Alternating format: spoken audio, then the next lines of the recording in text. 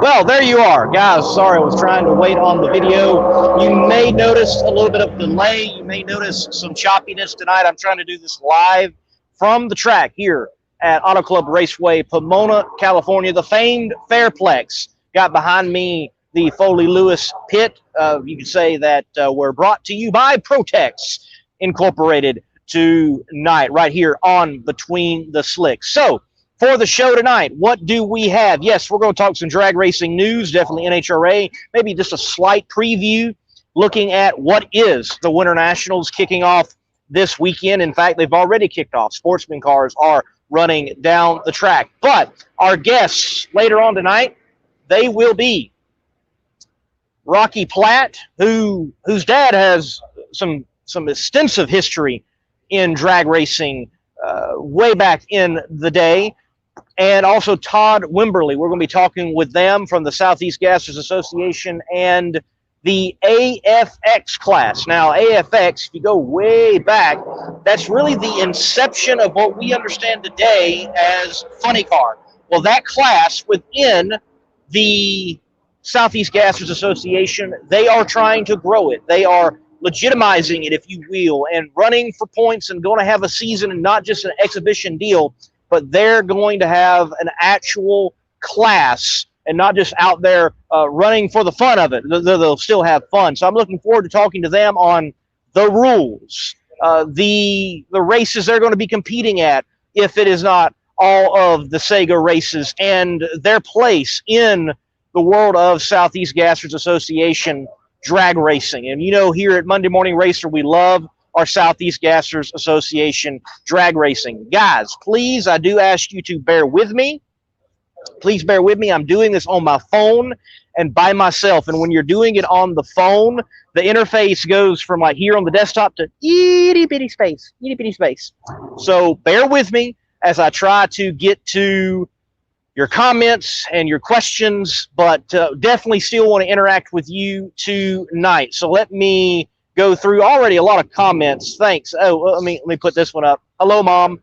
Glad to have you watching on the East Coast. Here I am on the West Coast. Yes, sunny California, though it is dimming right now, but beautiful weather. Beautiful weather. Stan, you are live. Bad wreck at the track today. I had not heard. I have not been here very long. Again, I was traveling in this morning from Barstow and been running very hard, but I've had a great trip from Phoenix to Pomona, California. I took the scenic route, the really scenic route, like all the way to Twin Falls, Idaho route, and come back down through Nevada, and I've had a great time doing that. Grand Canyon, Monument Valley, Mexican Hat, Great Salt Lake, Twin Falls, Idaho, where there is the Snake River and Snake Canyon, also Shoshone Falls, and then down through Nevada, Vegas, on into Barstow, an original stop on Route 66, and this morning into Pomona for the Winter National. So I'm going to have to make sure and look and see about that wreck that happened today. Drag Racing Central, he says, oh, this is so long, Drag Racing Central. Let me try to read it. Is it just me, or is this the first time a national event has had that big show feel, not only to drag racing fans, but fans of motorsports as a whole? Well, I'm certainly glad we're having this conversation, at least. Do I think it's the first time? No, I don't think it's the first time. Again, the U.S. Nationals does get international attention for sure, and it is the biggest drag race in the world.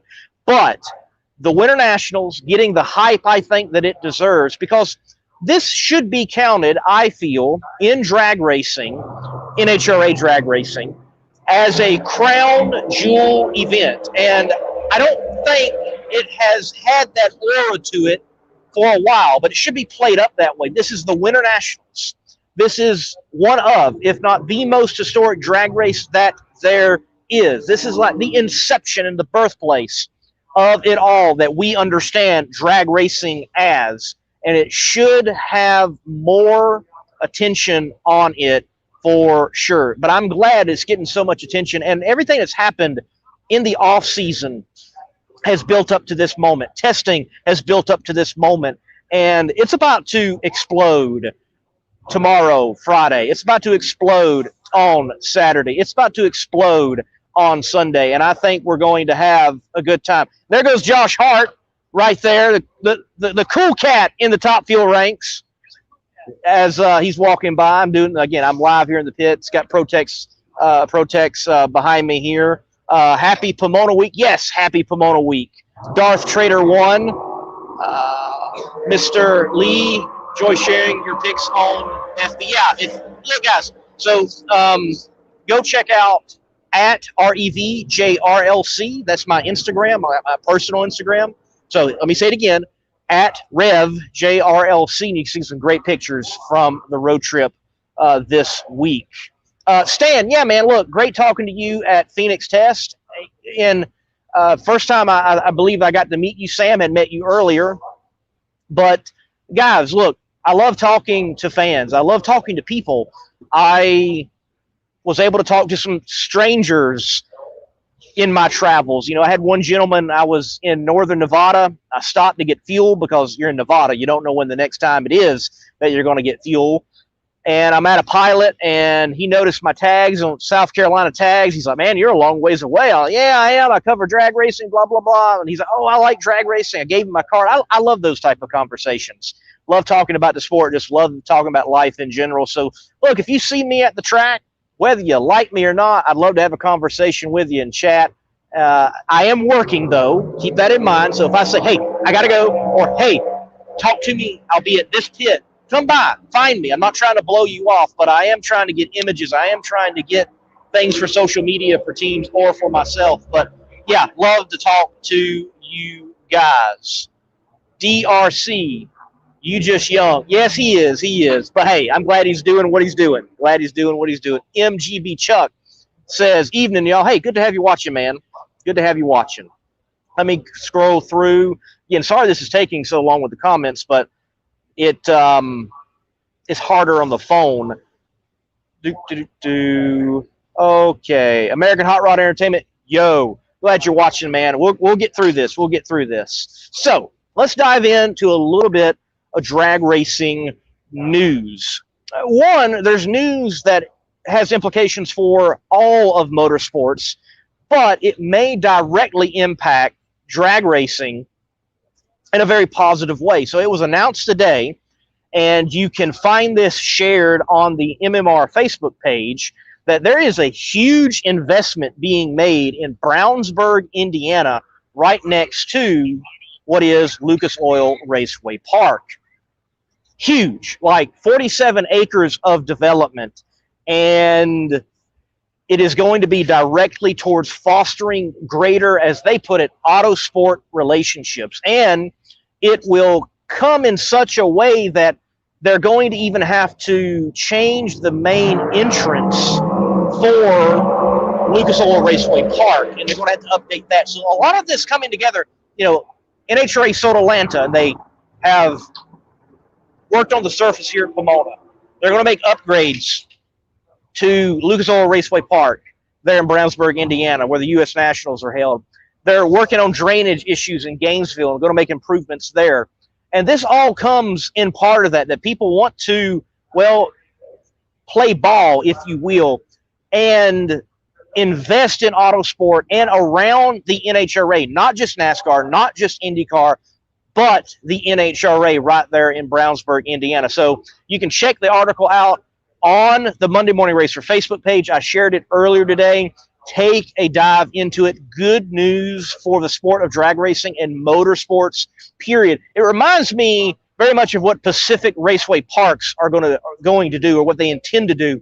They intend to re-ramp that entire facility and make it a hub for motorsports and auto sports and automotive technology. And I think that's a smart move with facilities. Don't just be a racetrack. Figure out how we can have multi-use with our racetracks, whether that's concerts or, again, you have automotive programs coming in and out. So good news on that front for sure.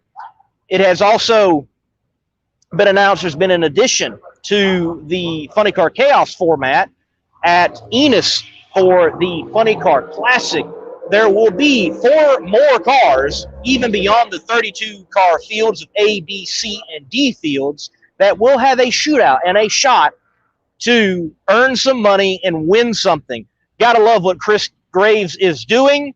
And, well, though he wasn't on the nomination list with Drag Illustrated, I think, and I hold him as my promoter of the year. The man had last year the biggest funny car race in history since the days long gone up there in the Pacific Northwest where there were 64 funny cars, and he had 68 funny cars, and he's got a series in 5 years that has captured the drag racing heart, if you will, and he's not even on the list. I find that strange. Kudos to you, Chris Graves. Keep up the good work.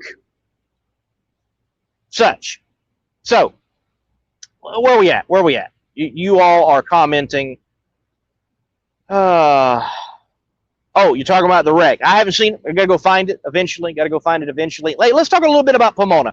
I've been talking with some individuals. You know, Thursday is kind of another servicing day, get ready day. Even though Sportsman's running Friday, Nitro cars, Pro Stock, and the professional ranks, they will get going.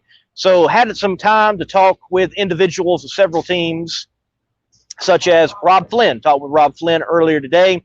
Also talked with Ryan Elliott earlier today. He's the car chief there with Cruise Petragon.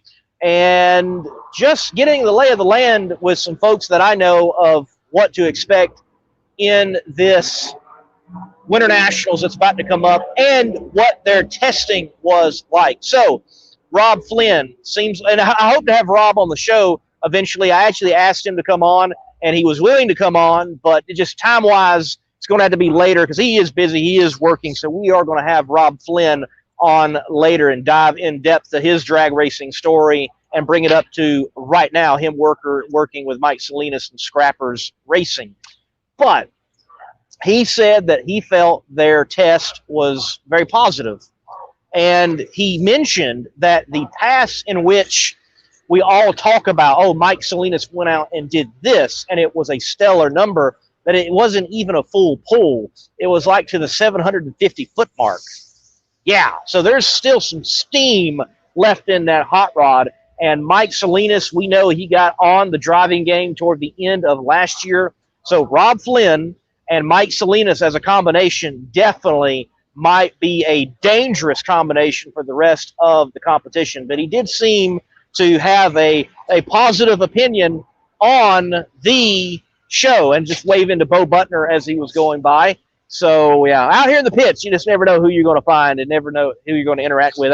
If a driver's not careful, I might snag one to come in on over. Matter of fact, got to talk to Beal Deal, Jeff Deal's dad. Never met him before, but he walked over. He's like, hey, haven't I seen you on the internet? I'm like, you have. So that was cool.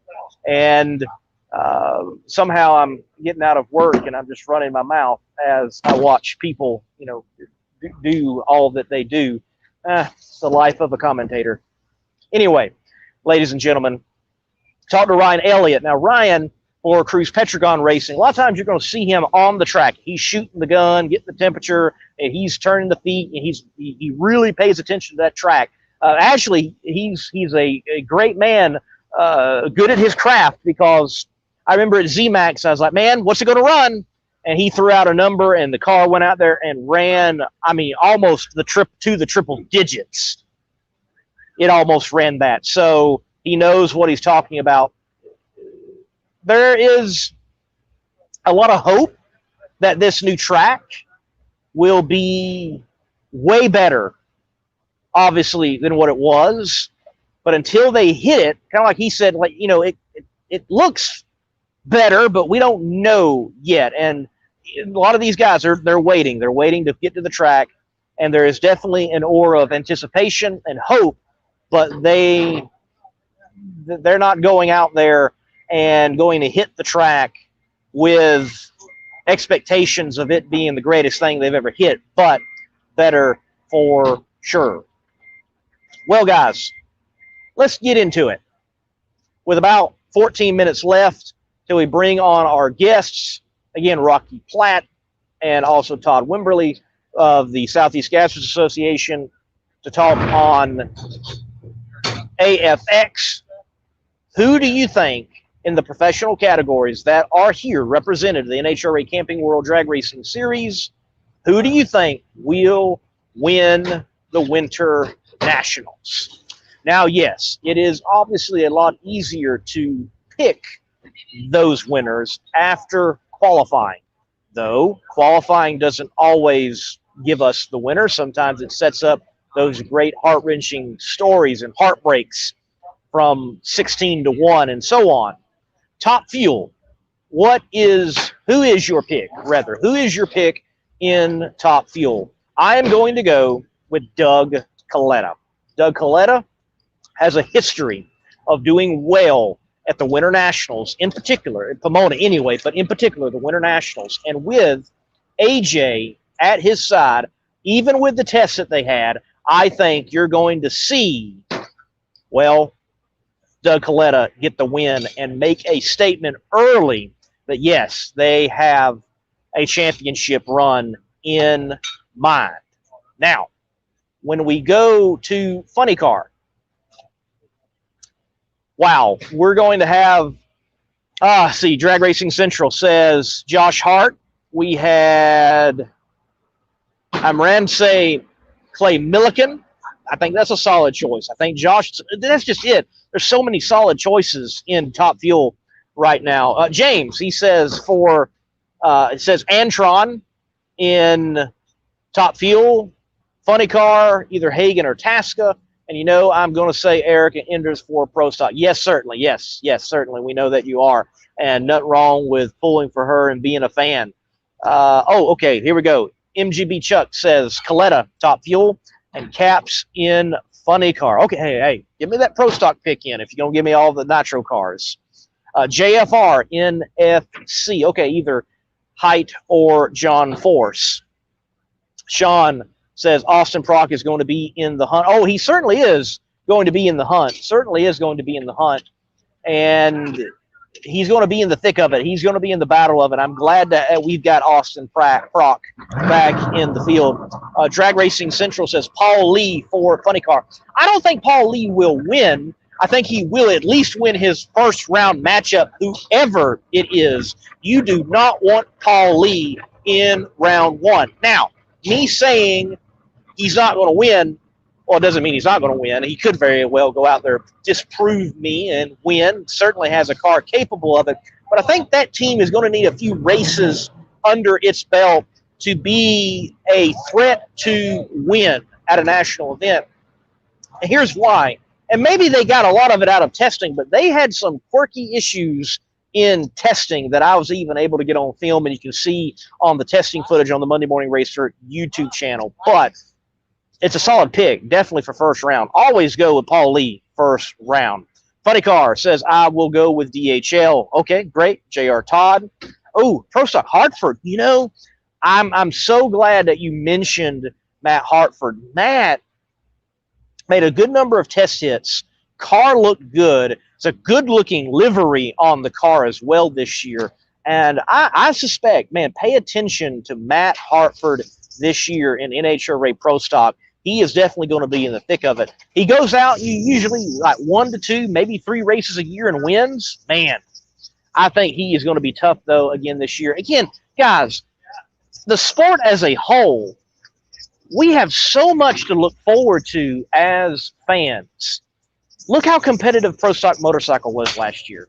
Look how competitive Pro Stock was last year. Look how insane Funny Car was last year. And now all the changes that have happened, we're expecting to see something similar in Top Fuel as well. I cannot wait to get this event underway, to look at the qualifying sheets, to look at the ladders, to look at the pairings, to look and see what could possibly happen at the end of the final round on Sunday in each of the professional categories. It is going to be a great event. I think we're going to have a great year, and I can't wait. I know we keep talking about it, but I know you keep talking about it too. We are going to have a stellar year in NHRA drag racing for sure. Stan says Force looked strong in testing. They did. They certainly did look strong in testing. And again, so many looked good in testing because when in testing, when a team goes out there and they just blow the tires off, oh, okay, what were they trying? Were they trying something out of the box? Were they pushing the limits? And that's the time to push and purposely do it. All right. And right, yeah. And for Pro Stock, I will go with Steve Eat Fast Jackson. Well, ProMod is not competing this weekend at the Winter Nationals, but you know, it would be good to see Stevie in a Pro Stock. I'd like to see that. That'd be cool to see one day. He's done everything else in Door Slammer, it seems like. Let me see him in a Pro Stock. Maybe a mountain motor be a little bit more his style. But remember, you know, he was not last year's champion. Even though he won that huge big money race with Bubba Stanton on that one pass deal, he did lose to Bubba Stanton in eliminations the very next night. Might be a little bit of kink in the Gapplebees situation for Stevie Fast Jackson. Rob says, glad to see they raised the mask mandate for the fans. Should help attendance. Oh, I'm glad they raised it for everybody. It is so good to see. And look, that's not to say that there is not a virus out there. There is a virus out there, and it is serious, but there does have to be a point where we move on with our lives. And I think in some respects people are getting that. And yes, it should help attendance. And I really think, I know there were plans in the works before the Super Bowl, but I think we kind of need to thank the Super Bowl to some extent. You know, people just went and like, nope, not going to wear it. And they didn't wear masks. So, yes, it's good. You know, nobody's got to show a vaccination card. No one's got to show a negative test. And we can all come here and enjoy drag racing, well, like normal, dare I say.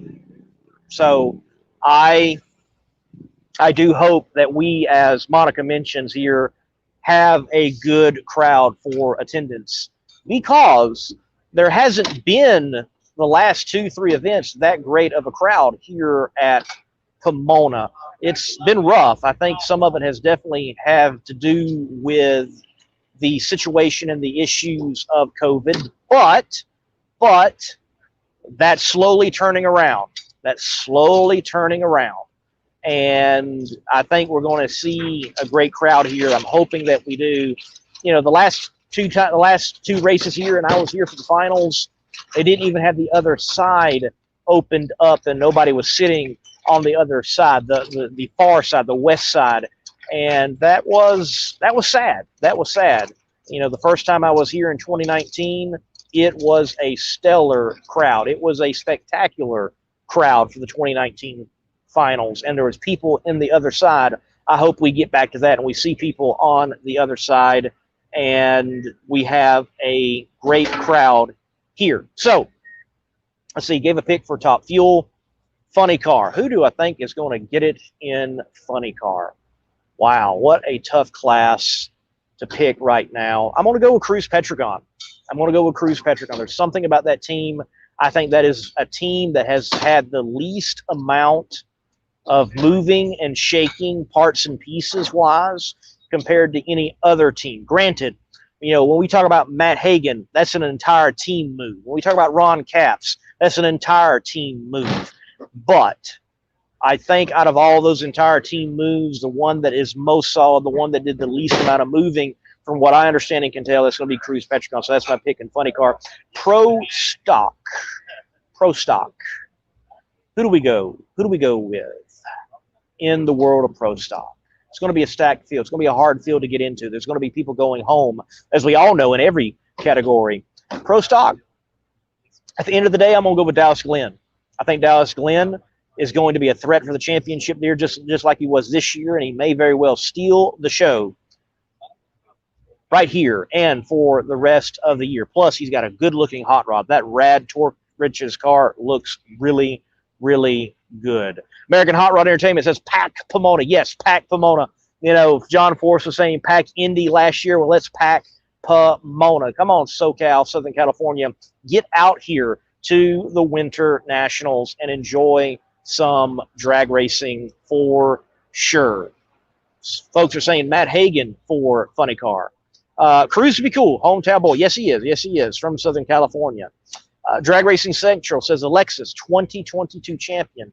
Man, that would be cool to see, but I don't know about that quite yet. But they did get a lot of the kinks worked out last year toward the end, and we all know Dale can get that car down the track. Alexis can drive it, and she's a tough gal as well. So it's a possibility for sure. That's just it. Right now in the field, Funny Car, Top Fuel, the potential cars to go out there and win a race, unlike probably any other time before, it's so many, it's so deep, the number. Like, there's legitimately 13 cars that could possibly go out there and win a race.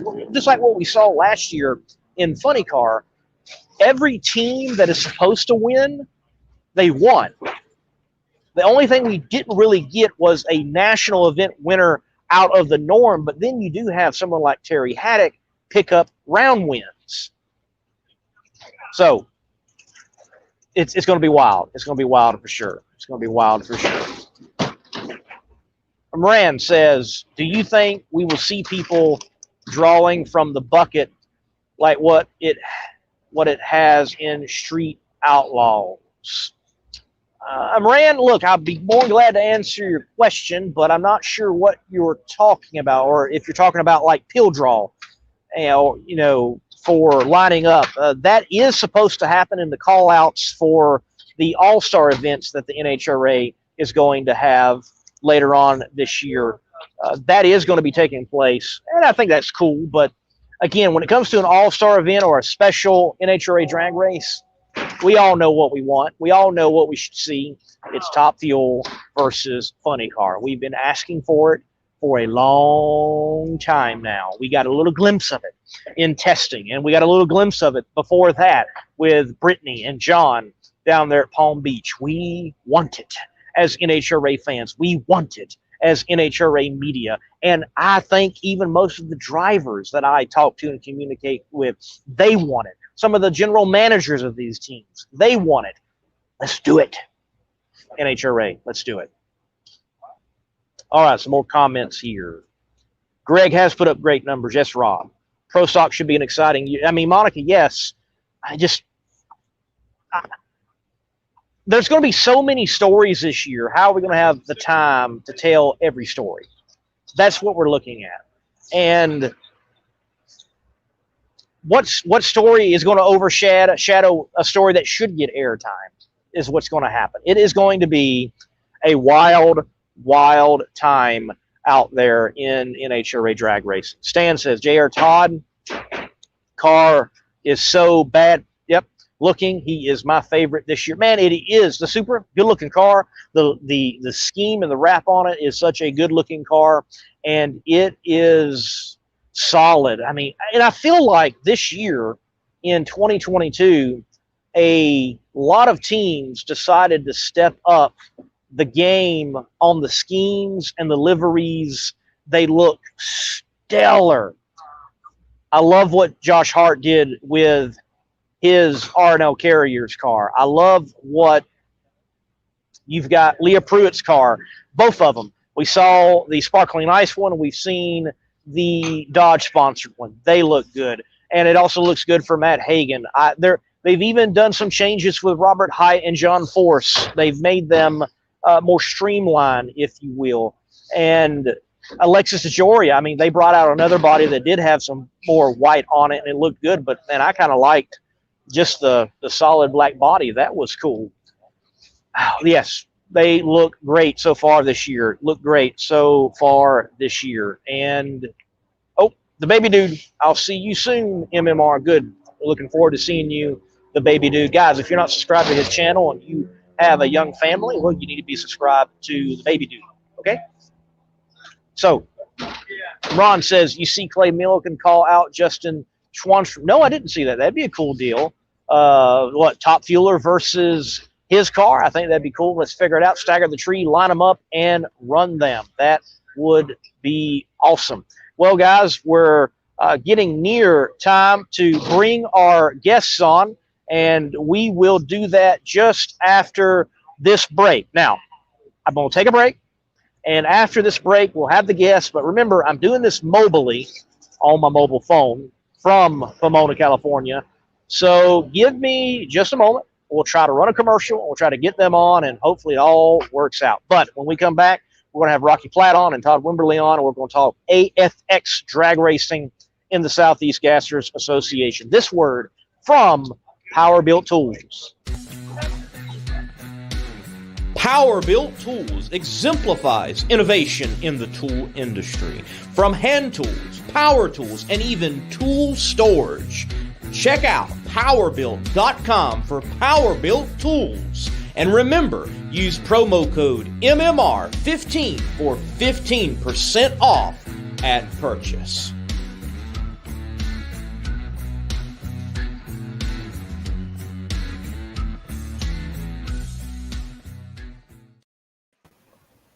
All right, gentlemen, welcome to the not the Power Hour. That's Tuesday night. It's Between the Slicks. I do too many shows. How are y'all doing tonight? Good, Lee. Good, Lee. Doing good. All right, we got Rocky up top. We got Todd down on the bottom. Guys, look, AFX. Whoever wants to take it first, tell everybody, inform everybody inside, that's watching within the world of Southeast Gassers Association drag racing. What does the A and the FX stand for? All right. I'll start, Lee, and then we'll let Rocky cover some of his family history on it. So, yeah, AFX. So you mentioned earlier about the funny car. And so we'll go back a little bit before that. But, yes, AFX cars became what we know as the funny car today, right? But before that, we had stock eliminator and super stock racing. And that was a big deal. That was back in the 60s. Manufacturers involved. The fans loved those cars. They looked like cars they could identify with, and they raced them, right? And the racers could build the horsepower. The manufacturers were starting to build bigger, better engines, but they couldn't get any traction. They were struggling with traction. They didn't have the tires we have today or the track prep. And so racers being racers, they said, hey, if we could get more weight on the back end of these cars, we could go faster, right? We got the horsepower. They were putting bigger engines in the cars. Manufacturers were putting lightweight fenders on them, aluminum bumpers, that kind of stuff. That helped, but it wasn't enough. So they started playing with the cars a little bit and messing with the wheelbase. They knew if they could get more weight on the rear end, they could go faster, but just adding weight to a car is counterproductive, right? It may leave better, but it slows it down.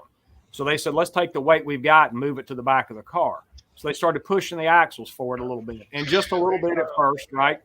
Couldn't really tell it. And it helped. Well, Chrysler got involved and said, hey, if a little bit is good, let's move it a lot.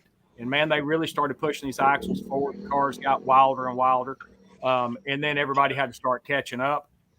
Rocky's dad, Alan's dad, all those guys that were doing the racing back in the day started really, stretching these cars out, moving the wheelbases on them. And so that became a factory experimental kind of thing. Now, that's where it gets a little gray, because then NHRA said, we're not really interested in that crazy looking car or funny car. IHRA let them run some. The NASCAR had some drag races, and they let them run. But then they quickly turned into match race cars, right? They started putting fuel injection on them, alcohol, and they got really wild, and they match raced them. Now, the wild thing is they were changing so quickly that pretty much as fast as that was happening, Mercury wanted to get involved. They put a one-piece body on a load chassis, and the AFX cars were basically obsolete. So this thing happened really quick, from super stock eliminator, all the way to funny car within just a few years. And so, Rocky's dad was racing at that time. Alan's dad was also racing. And so they were in this deal, this AFX deal, running these cars. And so what we're trying to do is we're trying to build a class, kind of lock in a time period right there in the 60s, where the altered wheelbase, steel-bodied, fuel-injected, four-speed car, is what we're looking for. And we get a lot of comments around AFX. The A doesn't stand for altered. That's just a weight, no different than the A, B, and C gas we've got now in Sega. You have AFX, BFX, CFX back in the day. We're kind of going with the AFX. That's what everybody recognizes. They understand that. That's kind of a big block. We're going with 7 pounds per cubic inch. And so what we're trying to do is build a class in Sega around Rocky's dad's car and Alan's dad's car. Those 2 cars were built by Kelvin Cannon. Sonny Hall helped out, and they kind of picked a version of the Dixie Twister and a version of the Georgia Shaker that were similar, both 4 speeds, both fuel injection, both altered wheelbase, so they could run competitively, heads up within Sega and match race. And yeah, there's the Dixie Twister there, and you see Rocky's got it on the back tires there. And there's a Georgia Shaker. So those were the first 2 cars that started competing in Sega. And the crowd loves them. You know, they do wheel stands. They're all over the track. So everybody got excited about it. And so other people started getting interested, including us. And we built a car. And we kind of built a car to match their cars. You know, it's a 4-speed. It's got fuel injection, altered wheelbase, big block FE. And now it's starting to grow. We've got 10 or 12 cars in work. And so what we've done is, there's Joe Jacobson. That's a cool Chevelle he's running, all hacked up.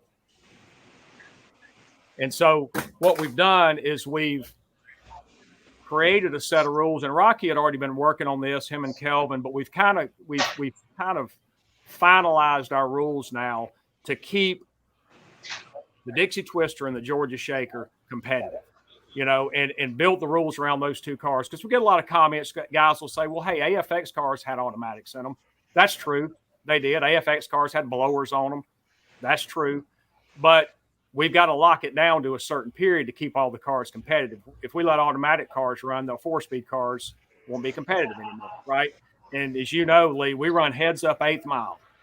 No bracket, no breakout, anything like that. So if we allowed an automatic car to run, we just have to slow him down, and nobody wants to see that. You know, with the fans that come to the Sega race, that kind of answered a lot of those questions. We've got a lot of fans, and what Quayne started out doing with A, B, and C gas has worked, and we're just building on that. And, you know, if you look at the stands, they're packed. So the people like what we're doing, so that's why we're not going to change it. We've basically just written the AFX rules to kind of mirror what the A, B, and C gas rules are, but to keep those 2 cars competitive in the group. And I'll let Rocky talk a little bit about that, about how him and Alan, you know, were match racing. They're driving replicas of their dad's cars. So really neat. It definitely is. And Rocky, sure, bring us up to speed on your family history and why these cars and kind of the inception within Sega of now having AFX. How this kind of got started is late Sonny Hall wanted to get something going like that. Kelvin Cannon wanted to build a replica of Dad's car in Sonny Hall. Once we did that, Sonny Hall wanted to build a replica of the Georgia Shaker. Just Hubert Platt and Houston Platt fans. I mean, just wanted to do something to keep their names alive. And as soon as the cars got built, Kelvin asked me, they wanted me in the Dixie Twister. Being Houston Jr., they wanted me in the race car. And we started doing it, and Alan got into Falcon. And next thing you know, we're match racing just like they did in the 60s. You know, Platt brothers, Platt versus Platt, Ford versus Chevy. And that's how it was done back then. And that's how both Dad and Hubert became so famous is, you know, back in the 60s. They didn't even run, but in the early 70s, they retired in 75. They became famous in the 60s. And when Quayne started doing this, Quayne and I have become real close. And actually, I helped Quayne run the Southeast Gassers. And they're talking about the automatics. If Quayne an automatic was ever come in, Gene Cromer, which is my hero, one of my heroes I've known since I was a kid, he was grandfathered in with an automatic. Of course, Gene is not with us anymore. But other than that, it's all 4 speeds and wheels in the air. And you know, people kid me in the Dixie Twister. I'm all over the track. I'm up wall to center line to wall, wheels in the air. That's how my dad drove the car. Now, am I trying to do that? No. I'm just racing, you know, back to style they raced. And that's what makes it exciting for these fans.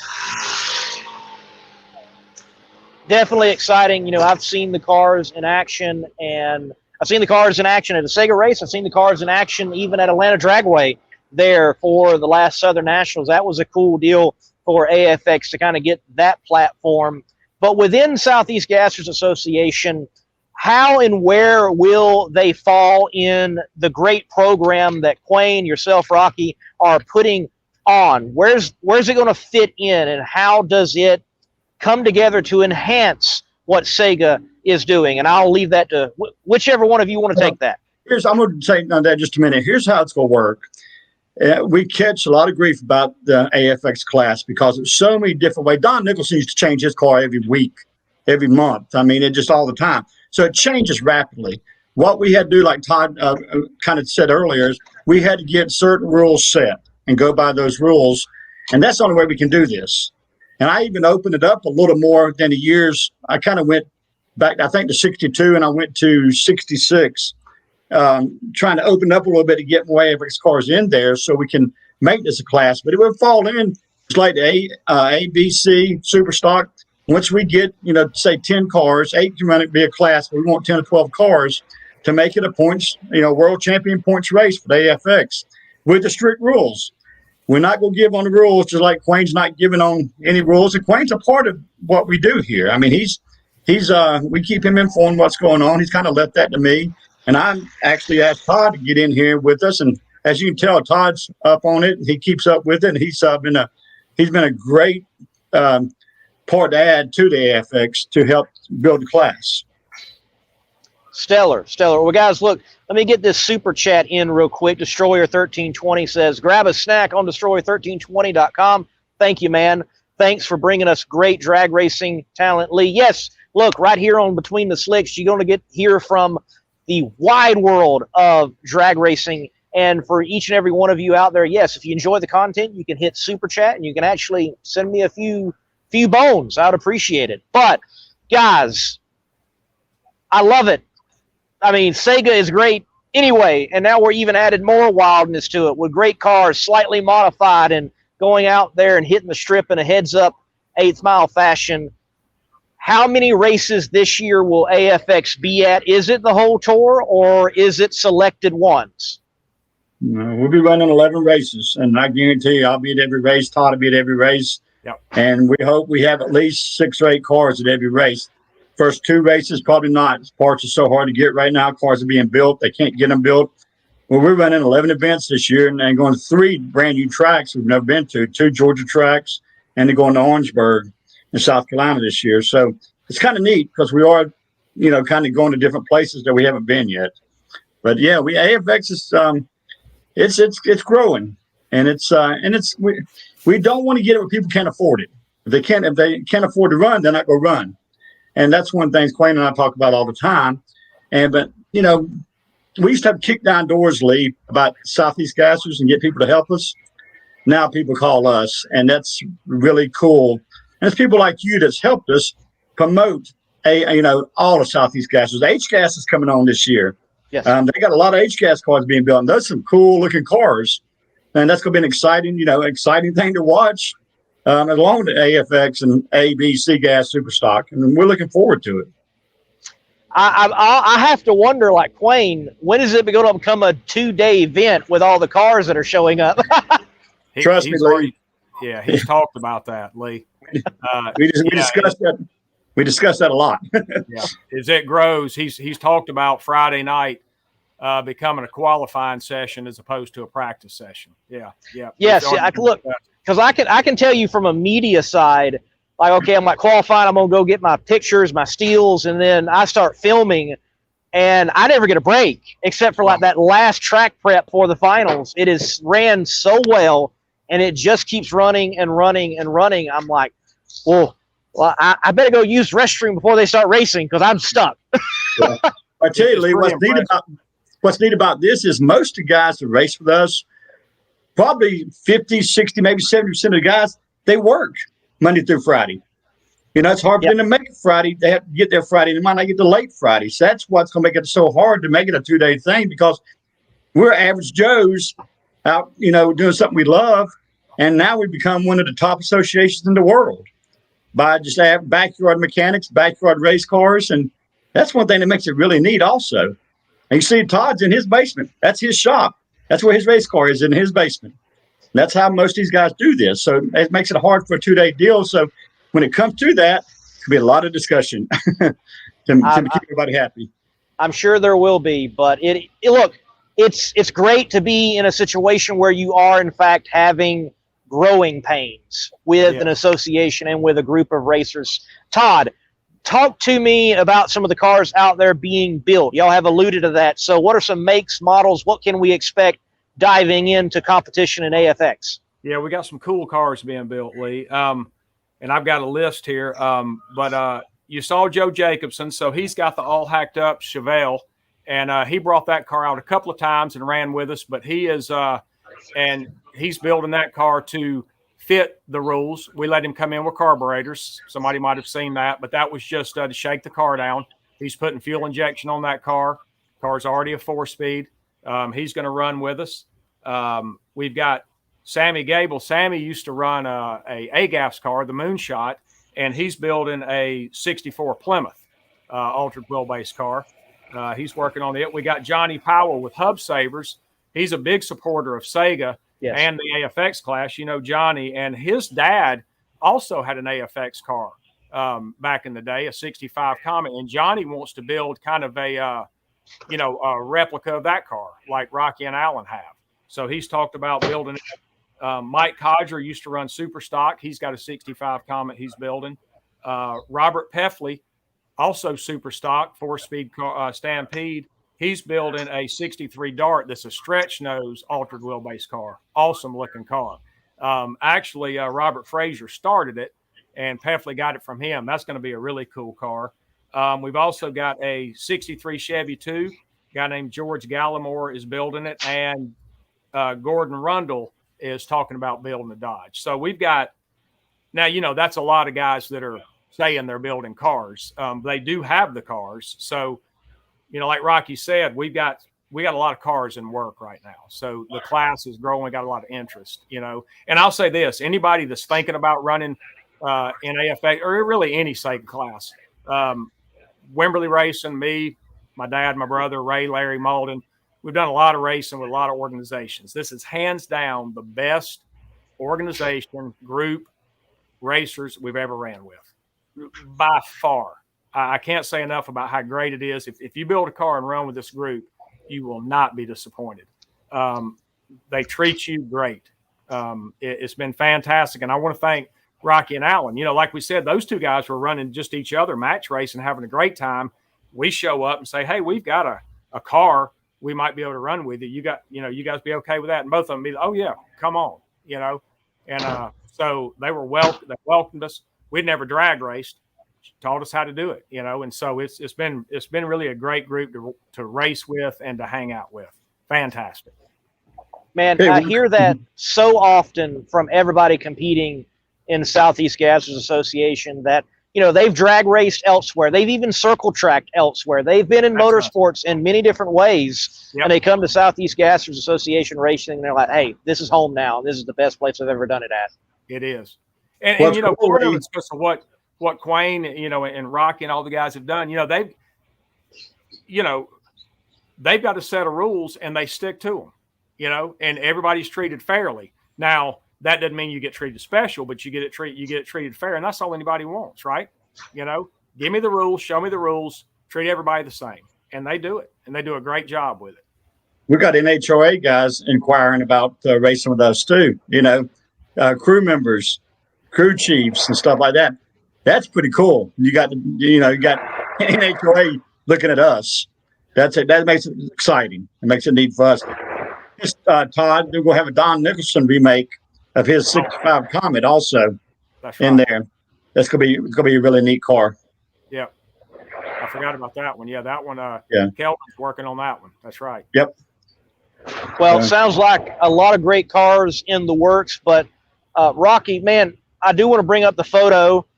Let's talk about this car because a lot of folks love to use the word unique, and sometimes it's overused, but this is truly a unique historical drag car. Talk to us about it.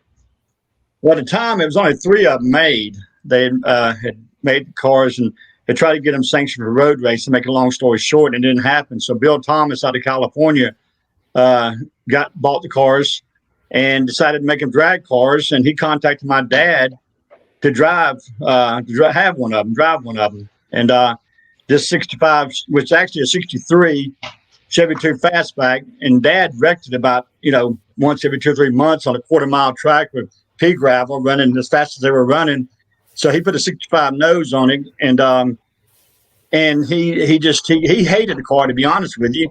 But that car is what started making him famous, and in drag racing. That car, because it was so unique. And Dad's the only one that didn't make it. It got crushed. The only thing was left of it was a fuel tank. A man that bought it, someone else bought it, and we found out it got crushed. And that's why we had the replica. Now the other 2 original cars are still around, but they're not racing. They're they're out there though. But yeah, we get a lot of stuff, unique, classic, all kind of things for that car. But I got to tell you, it's exciting to get in the car and drive it just because it is different. And it's kind of what it makes me able to keep that last name, history, and Uncle Hubert's last name too, the Platt name. It's fun. It makes it exciting. And Quayne gave us a shot to do this. If Quayne wouldn't have decided to go broke like the rest of us and put millions of dollars into Southeast Gassers, we wouldn't be doing this. But Todd made a good point a while ago, Lee, and you know this. You cannot race for Veteran Association. I might be racing Todd next round.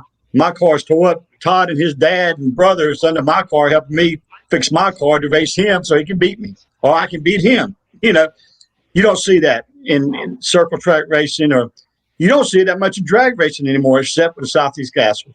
And that makes it part of unique. You brought that word up, not just about that race car I drive, but about the whole association. Well, guys, I definitely hope that AFX will have a stellar 2022 within the 2022 Southeast Gasser Association season. From what I understand, people can even follow the class individually from Sega. So plug in everything you've got on social media. Yeah, we've got a Facebook page, Lee, and it is got some notes here. Southeast Gassers Association AFX class. We got rules on there, and then obviously we got the rules on the southeastgassers.com site also. There's also an HGAS Facebook page also. That's right. Along with each class. Yeah. Superstock, A, B, C gas. It's Facebook pages out there everywhere. Yeah. People to look at.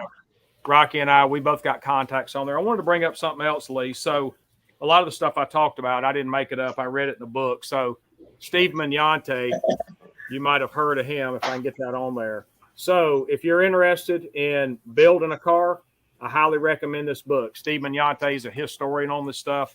He's built 3 AFX cars. The book's How to Build Altered Wheelbase Cars. We read this book when we built our car, and it made it really easy. So if you're looking for a good read and want more history on the class, you can get it out of that book right there. Awesome. Lee, come to a race, and we'll put you behind the wheel of Dixie Twister for a pass. Well, look, man, don't offer passes to me. I will take them for sure. But hey, man. You won't be the first one. Ray Abraham wanted to do it at Mooresville, and he the next year he couldn't make it there. He wanted to get behind the wheel just to make a pass. Oh man, hey, that'd be a cool story. Definitely need to get someone like Ray behind the wheel. Yeah, it'd be somebody. But I'm serious. If you ever want to come make a pass, come on a Friday night, brother, and you can make a pass. Not a problem. Okay, I'm gonna take you up on that. Definitely, I will be at more Southeast Gasser races this year. I'm looking forward to it. Guys, look, it's been great to have you on the show. Any last things from you all? Yes, one more thing, Lee. So I mentioned how great this association was and how much we love it. We love it so much that this offseason we built another car. We're building a C-Gas car that my brother's going to drive. So we thought, heck, if we're going to the track and we're taking one, let's just take 2, So we're building another one, 62 Comet. So we can't stand it, We got to have another one. Hey, Lee, one last thing for me, too. I want to give a shout-out to the Cromer family, Gene Cromer family. Gene is going into the North Carolina Drag Racing Hall of Fame this weekend, and it's a shame that he wasn't able to be around to accept it. Yeah. But that's something a long time coming. So I want to give a shout-out to Gene Cromer and Gene's family for going in. Dad and Hubert there, and it's a neat thing. They went in 18, and Gene's going in this weekend in Greensboro. He is, and that's such a good thing to hear. And it is overdue. I would have been glad for him to been able to receive it. The late great Gene Cromer. And speaking of history, Rocky, we're going to have to have you come back on and talk just some Platt history, because I get stories from my dad, Melvin Kraft, when he worked with Hubert back in the Ford Pro Stock days. So we're going to get some stories from your side on Between the Slicks before long. That'd be great. I would get Alan to come on with us, and it'd be a great time to talk about all that. And your daddy'd be right in the middle of it. Yes, that's right. Well, guys, look, as you can probably tell, I'm losing a whole lot of daylight, and we're toward the end of the show anyway. I hope AFX has a great year, and everybody, you go follow AFX. And guys, look forward to it to being right up there with AGAS as a great class in Southeast Gasser competition. Thank you, Hey, Lee. Thanks for having us. Todd, thank you, guys. Thank you, buddy. Thank you too, Rocky. And Lee, thanks for the Sega support, man. We appreciate it. Hey, we love it. Again, thank you to Quayne and everybody for letting me come and participate as well, because it is some stellar drag racing, and we like it at Monday Morning Racer for sure. Guys, Yes, have a good night. All right. Thank you.